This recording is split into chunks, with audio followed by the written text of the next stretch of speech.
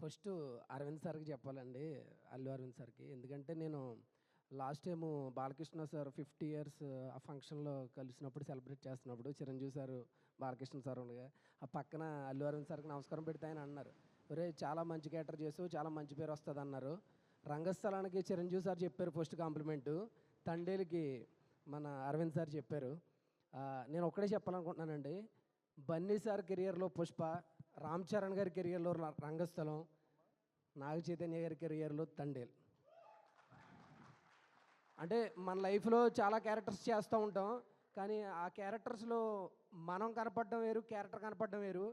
అంతకుముందు ఈ స్టార్స్ ముగ్గురు ఆళ్ళు కనపడేవారేమో నాకు తెలీదు కానీ, ఆ తర్వాత మాత్రం ఆ క్యారెక్టర్సే కనపడ్డాయి. అంత మంచి పేరొచ్చింది ఈ 3 క్యారెక్టర్స్‌కి.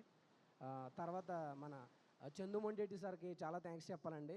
సినిమా నేను ఇప్పుడు 3 సార్లు చూశాను. నాకు ఒక డైలాగ్ ఉంటది అందులో. ఆహ్, ఆహ్, దేశానికి సరిహద్దులు ఉన్నాయి కానీ, మా దురదృష్టానికి మాత్రం హద్దులు లేవు అని ఒక డైలాగ్ ఉంటది. ఆయన రియల్ లైఫ్‌లో ఆయనకి ఎంత పెయిన్ ఉంటే ఆయన ఆ డైలాగ్ రాస్తారు. అంటే ఒక డైలాగ్ ఈక్వల్ టు మొత్తం ఆ మత్స్యకారుల కష్టాన్ని ఒక్క డైలాగ్‌లో ఆయన చెప్పారు. చాలా చాలా నెక్స్ట్ లెవెల్ విజువల్స్ గానీ, ఆయన చూసి నేను ఏమన్నా నేర్చుకోవాలంటే ఒకటే నేర్చుకుంటాను డైరెక్టర్ సార్‌ని.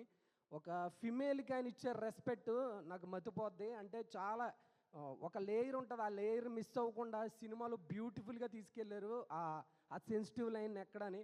ఒక్క దుక్కును కూడా ఒక ముద్దు పెట్టకుండా హీరో, హీరోయిన్‌కి ఒక అద్భుతమైన కథ చెప్పారంటే హ్యాట్స్ ఆఫ్ డైరెక్టర్ గారికి. నెక్స్ట్ మన మన అశ్విని దత్ సార్ ఉన్నారు. చాలా థ్యాంక్స్ సార్. 6 సినిమాలు ఇచ్చారు. మీ బ్యానర్‌లో 6 హిట్లయినాయి. సార్ చైతన్య సార్ మీ కెరియర్‌లో నేను 'రారండో వేడుక చూద్దాం' చేశాను. 'రారండో వేడుక చూద్దాం' హిట్ అయింది. 'మజిలీ' హిట్ అయింది. ఈ 'తండేలు' కూడా హిట్ అయింది సార్. మీరు ప్రతి సినిమాలో నన్ను పెట్టుకోండి సార్. థ్యాంక్స్ అండి.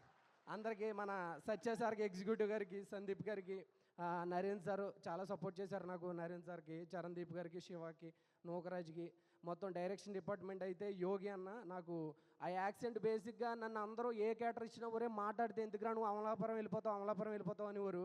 ఆ యోగి అన్న మాత్రం నన్ను ఆ శ్రీకాకుళంలోనే ఉంచాడు ఆ స్లాంగ్‌లో.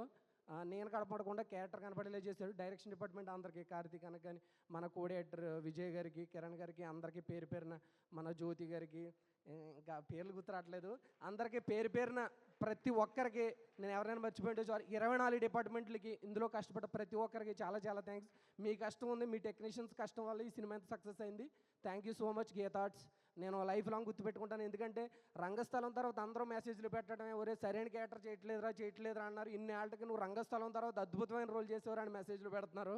ఇంకోటి ఏంటంటే ఏమాత్రం అవకాశం ఉన్నా కొంచెం ఆధార్ కార్డు కూడా రెడీ చేసుకోమంటున్నారు. నా దగ్గర ఆధార్ కార్డు రెడీగా ఉంది. చాలా థ్యాంక్స్ అండి అందరికీ. Thank you so much Mahesh గారు. ఎస్ తండేల్ సినిమా సంబంధించి మనం డెఫినెట్గా అప్రిషియేట్ చేయాల్సిన పర్సన్ చందు మొండేటి గారు అని చెప్పాలి. బికాజ్ అసలు ఒకవైపు అంత స్ట్రాంగ్ లవ్ ఎమోషన్స్ని పండిస్తూనే ఇంకోవైపు తండేల్గా ఒక క్యారెక్టర్ని నిలబెట్టారు చూసారా.